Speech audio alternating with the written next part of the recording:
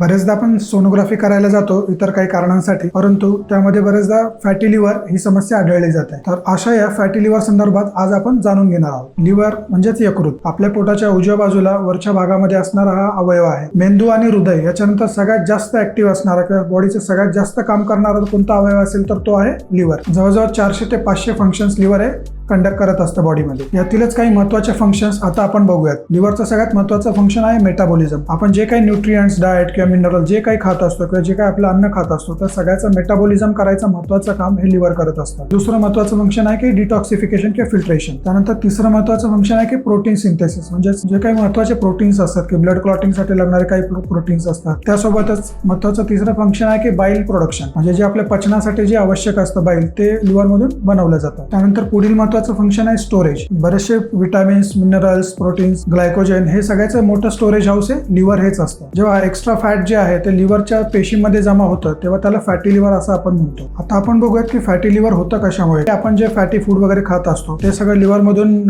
Filtration केलं जातं, परंतु जेव्हा आपलं फॅटी फूडचा इंटेक हा जास्त असतो लिव्हरच्या फिल्टर करण्याच्या क्षमतेपेक्षा, तेव्हा लिव्हर त्या प्रमाणात फिल्टर करू शकत नाही. त्याच्या कॅपॅसिटीच्या पुढे जेव्हा जातं तेव्हा ते फॅट जे आहे ते लिव्हरमध्ये साचायला लागतं आणि जेव्हा ते जमा व्हायला लागतं तेव्हा ते फॅटी लिव्हरकडे कन्वर्ट होतं. आता आपण समजून घेऊ की